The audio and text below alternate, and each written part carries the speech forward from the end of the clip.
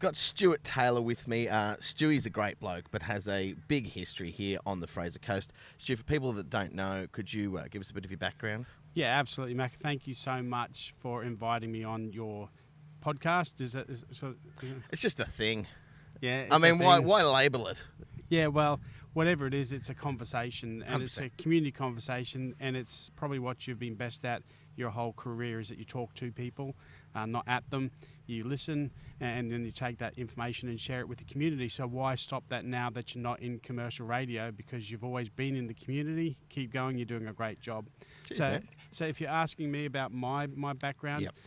I've always been in service. So I've always served my community, whether it be starting as a at university doing a Bachelor of Education and theology, moving into policing. So I served as a police officer and a community-based police officer for a while.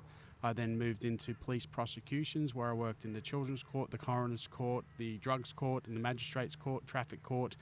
Worked in Brisbane, Logan City, Gold Coast, and Warwick, Stanthorpe, Inglewood, a number of places throughout Queensland. Got to know the legislation of Queensland really well. I got to appreciate criminal law, and also got to understand some of the burdens that our community faces, particularly when you talk about drug court and the impact of drugs on our population. In Coroner's Court, understanding the impact of anxiety and depression and suicide in our communities. There's a lot of things that I've learnt in my time, and then I moved from prosecutions into politics. And I spent 8 years. Some of that time I was the Deputy Mayor of the Fraser Coast Regional Council. I was Division 9 Councillor, involved in tourism, but also led the Disaster Management Group for a time, and also was the Deputy Chair of the Disaster Management Group. Was involved in a number of natural disaster mitigation strategies, involved in, for example, the Fraser Island evacuation operation, where we planned and prepared for really bad situations.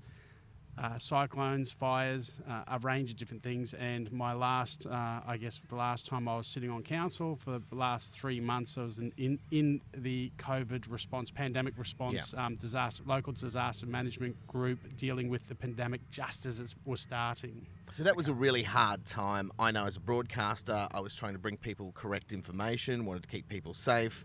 I had decided that I was going to help out as many local businesses as I could because a lot of people were struggling. Suddenly, one day they're making money, the next day there's no money coming in at all. And if you don't have that big bank account, you're going to suffer. And that was what was happening. So I was throwing out the word left, right and centre. I was trying to get in contact with local politicians. Nobody was contactable. And that was due to what was going on with the election, right? Yes, it did and it didn't. If you fundamentally believe in the principles of disaster management, then there is a structure that all disasters follow. If there is a fire in our region, the local disaster management group sits, and the lead agency responsible for fires, and it makes sense, is Queensland Fire Service, Queensland Emergency and Fire Service. Yeah, so they deal with that. If it's, say for example, a chemical spill, it's again the fire service. If it's a public safety issue, it would be the police. If it's a health issue or a pandemic, for example, so all pandemics, the lead agency for disasters is Queensland Health in Queensland. And so what that means from a management perspective and dealing with giving the right information and one source of truth is that information has to come from that one source.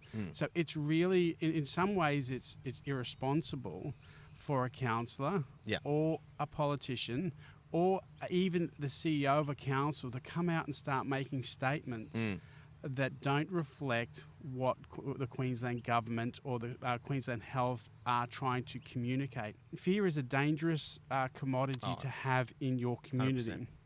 So it's understandable that it would have been hard for you, but it's not necessarily acceptable. What should have happened is every day you should have got a briefing from Queensland Health saying, we don't know a lot, but this is what we know, and this is how you should respond.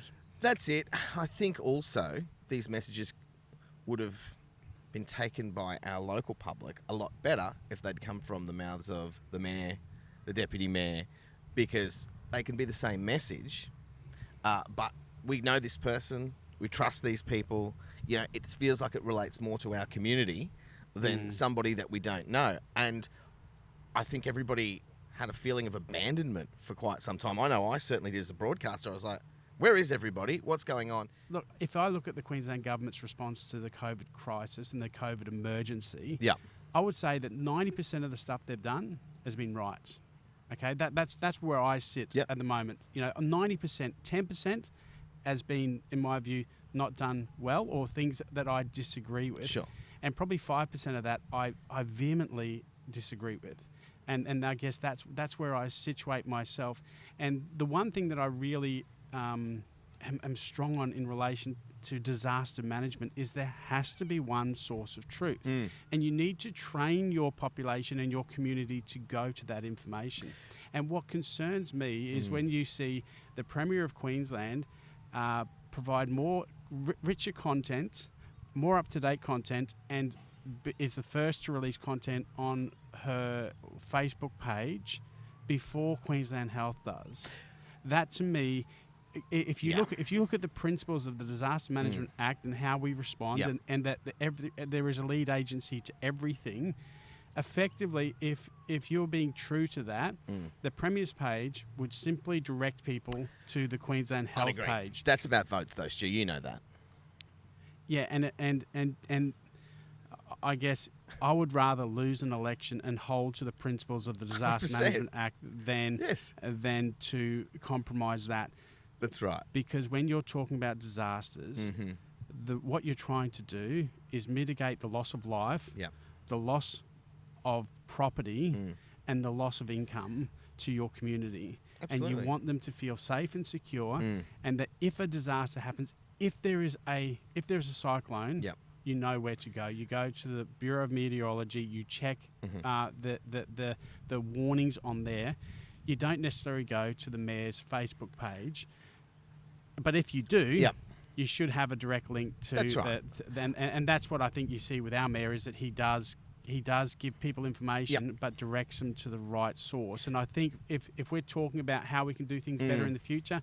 And I'm sure that Anastasia Palaszczuk will not listen to a single word I've said, because I'm just a local guy working in my local community, and she would have advisors that are much wiser than me in theory.